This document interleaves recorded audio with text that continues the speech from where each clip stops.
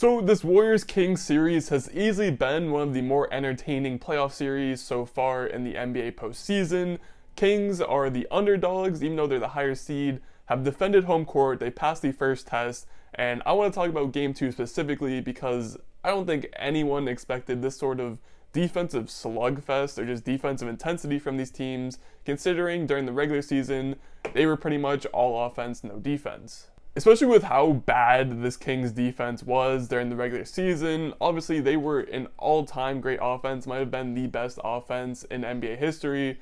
But looking at the other side of the ball, they were 25th in opponent points per game and 24th in team defensive rating. Yet, everyone played together as a team, they all had their individual moments, and they held this Warriors team to 106 points on 48, 33, 83 shooting splits, which part of that was just the Warriors having a not so great night. Obviously Draymond got ejected, Looney was in foul trouble. It's stuff I'll talk about and get deeper into later. But overall, you have to give credit to this Kings defense, especially with how horrific their offense was looking for certain stretches of this game.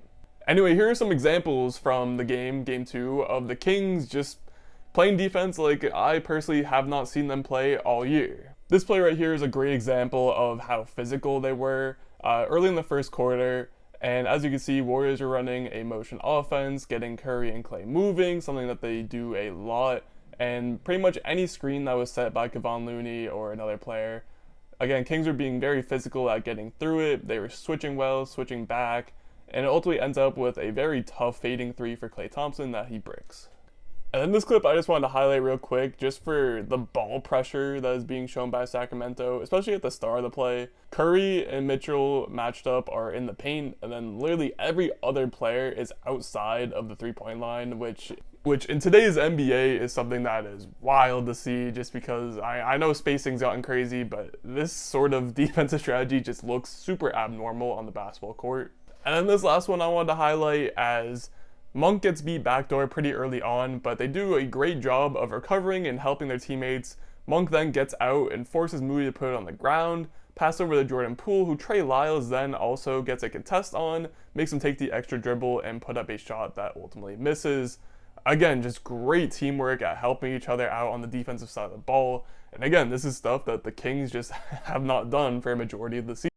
But anyway, getting into specific players and how they did in this game, Sabonis had a great bounce back performance. Game 1 obviously did not shoot well, had some trouble in the paint with Kevon Looney, Draymond Green, but he very easily won that matchup, especially with Kevon Looney, and ultimately had his little WWE match with Draymond that ended in Draymond getting ejected. But not only was Sabonis absolutely dominating the paint, but on the defensive side of the ball too, he's someone who is not known for his defense, but he had just some amazing plays in this one as well.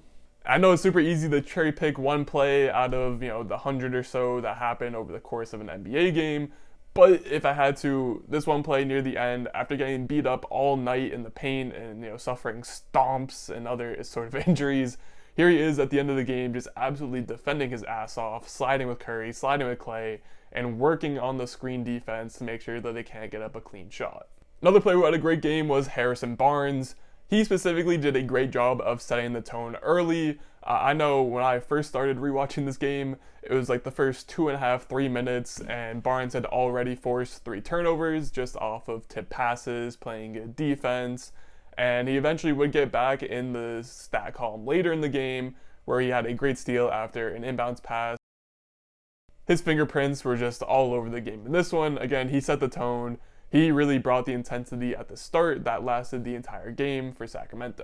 As for De'Aaron Fox, it was a relatively quiet game, at least offensively for him for the first 3 quarters.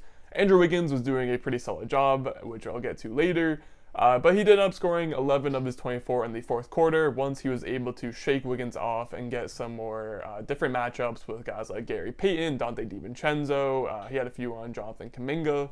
But the most impressive thing to me about De'Aaron Fox's game 2 was his defense. Surprise, surprise. He's another player where he has to shoulder such a heavy offensive load during the regular season that we just don't see him having the energy to be a great defensive player as well, but it's certainly in his capabilities. So now that we see him in a playoff setting having to exert that energy on defense as well, we're seeing great plays like this where he is not giving up on plays, He's getting back into the play and poking it from behind, getting steals, and just overall putting such a better effort that is so noticeable. And much like Sabonis, another player who had a great bounce back game was Kevin Huerter. He was pretty terrible in game 1, just to put it bluntly, and game 2 was looking no different in the first couple of minutes, but eventually the Warriors defense softened up. He was able to get to the mid-range into the paint, which is where Kevin Huerter is at his best, and ultimately with Huerter, if he's not doing anything for you offensively, then he is usually useless, as we saw in game 1. But in this one, not only was he hitting shots and getting going offensively, but he's also making plays defensively, which makes it very difficult for the other team, and that is something that you will take every time if you are a Sacramento Kings fan. And I mean, like I mentioned earlier, it was quite literally everyone who got big minutes on this Kings team made at least one standout defensive play. Even Malik Monk off the bench, who is probably least known for his defense, was hustling, making great plays, playing intense D, and getting blocks on three-point attempts, which is a very rare thing, especially in today's NBA. And to wrap up the Kings talk from this game, I want to save the best for last. My personal MVP for the Kings was Davion Mitchell. He played 28 minutes, scored 14 points during that time, and just overall played stellar defense on Steph Curry. Defense that was good enough. I know he had Matthew Dellavedova on the Kings bench smiling ear to ear. Davion Mitchell was all over the court, harassing Curry, playing great help defense, getting his hand in passing lanes, scoring the ball too, which is something that is never asked of him, but if you're going to get it, then you'll gladly take it. Again, that's one of those things for Kings fans. But this is where I also want to bring up the Kevon Looney foul trouble, because I think this was sneakily a very, very important part of this game to win. Because without Kevon Looney being able to be on the court, it forced the Warriors to only have one of Draymond or Looney on the court at a time. Eventually Draymond got ejected, which left Looney as the only big, and there just simply aren't any other playable bigs on this Warriors roster, which has been a glaring hole for them the entire season. I mean, pretty much the entire Steph Curry era. But that issue definitely shines through even more in this Kings series, because without having both Draymond and Looney on the court at the same time, that then allows the Kings to sub out Keegan Murray, who, quick side note, nothing against Keegan Murray, he's a great rookie, gonna have a good long career in this league, but for now in this series, he's just not the best matchup for the Kings against this Warriors team. But again, if there's only one of Looney or Draymond on the floor, Kings can then sub out Keegan Murray and put in someone like a Davion Mitchell, who it allows them to go small.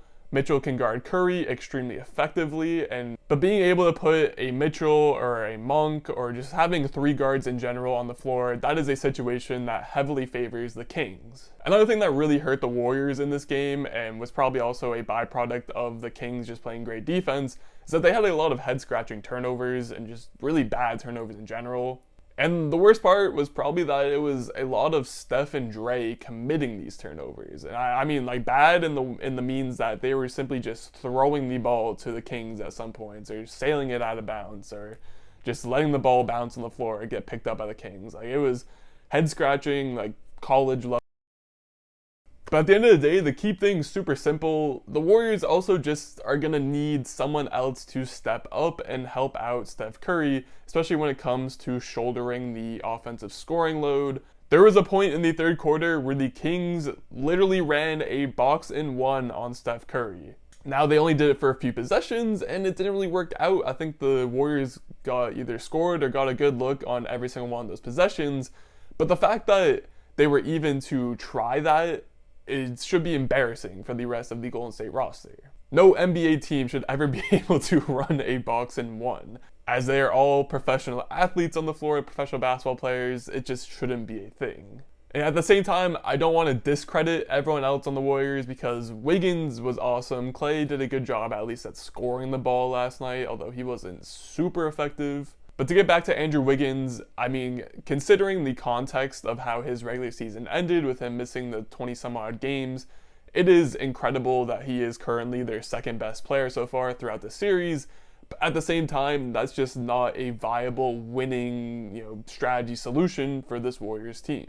Not only is Andrew Wiggins playing stellar defense on De'Aaron Fox and Malik Monk when he is matched up on them, but he's really the only one that has any chance of stopping them either.